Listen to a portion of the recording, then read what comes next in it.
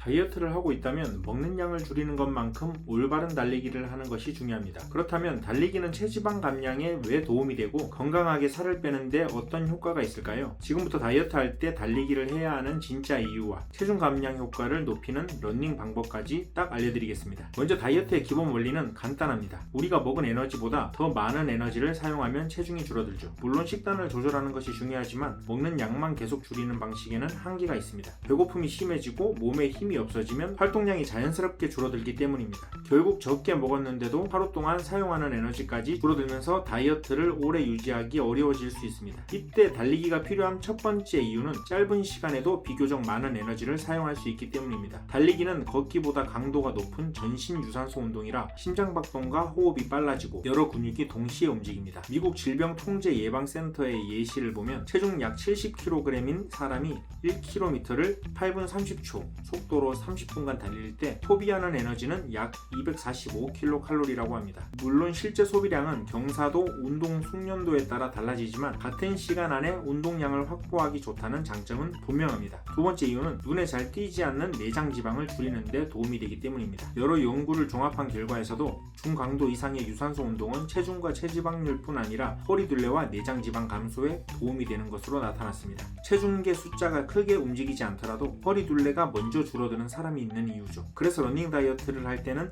몸무게만 매일 확인하기보다 허리둘레와 호시 맞는 느낌, 같은 코스를 달릴 때의 호흡도 함께 기록하는 것이 좋습니다. 그런데 여기서 꼭 알아야 할 사실이 있습니다. 많이 달렸다고 해서 무조건 살이 빠지는 것은 아닙니다. 오늘 운동했으니까 괜찮겠지 라는 생각으로 평소보다 많이 먹으면 운동으로 만든 에너지 적자가 금방 사라질 수 있어요. 스포츠 음료나 달콤한 커피처럼 무심코 마시는 음료도 마찬가지입니다. 러닝은 식단을 대신하는 운동이 아니라 무리하지 않은 식단과 함께 했을 때 다이어트 효과를 높여주는 도구라고 생각하면 됩니다. 그렇다면 살을 빼려면 얼마나 빨리 달려야 할까요? 정답은 오히려 천천히 달리는 것입니다. 초보자에게 가장 좋은 강도는 숨이 조금 차지만 짧은 문장은 말할 수 있는 정도입니다. 너무 힘들어서 몇 마디도 이어가기 어렵다면 속도를 낮추거나 걷기를 섞어주세요.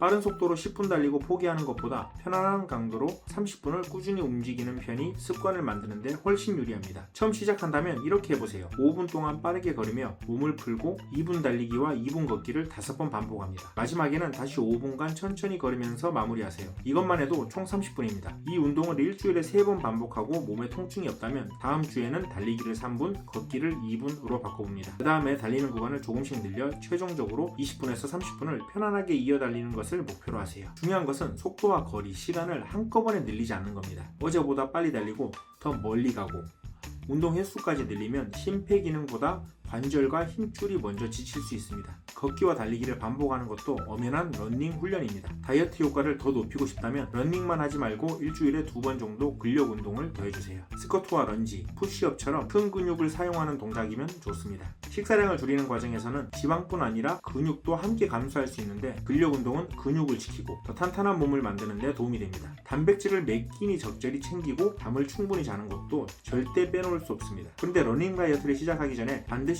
확인해야 할 것이 하나 있습니다. 부상을 방지하기 위한 러닝화 선택입니다. 체력은 충분한데 발바닥이나 발목, 무릎이 아파서 달리기를 포기하는 분들이 생각보다 정말 많습니다. 문제는 유명한 제품이나 쿠션이 충분한 신발이라고 해서 누구에게나 좋은 러닝화는 아니라는 거예요. 자신의 발 모양과 달리는 장소, 운동 목적에 맞지 않는 신발을 선택하면 불편함이 쌓이고 결국 체지방이 빠지기도 전에 러닝을 포기하게 될 수 있습니다. 특히 처음 달리는 분들은 어떤 기준으로 골라야 하는지 모른 채 디자인이나 브랜드만 보고 구입하기 쉬운데요. 제가 5년간 경험하면서 느낀 점은 초보자는 처음부터 비싼 신발을 고를 필요가 전혀 없고 초보자용 조건에 맞는 선택을 하는 게 중요하다고 생각합니다. 그래서 초보자가 러닝화를 살 때 반드시 확인해야 할 기준과 그리고 입문자가 신기 좋은 러닝화까지 별도의 영상에 자세히 정리해 두었습니다. 러닝화를 이미 가지고 있는 분도 내 신발이 다이어트 러닝에 적합한지 꼭 확인해 보세요. 열심히 달리고도 발과 무릎 때문에 중간에 포기하고 싶지 않다면 이 영상이 끝난 뒤 고정 댓글에 있는 러닝화 영상을 반드시 확인하시기 바랍니다. 큰 도움이 되실 겁니다. 마지막으로 달리는 도중 날카로운 통증이 생기거나 통증 때문에 자세가 달라진다면 참고 달리지 마세요. 운동 후에도 통증이 계속되면 충분히 쉬고 필요한 경우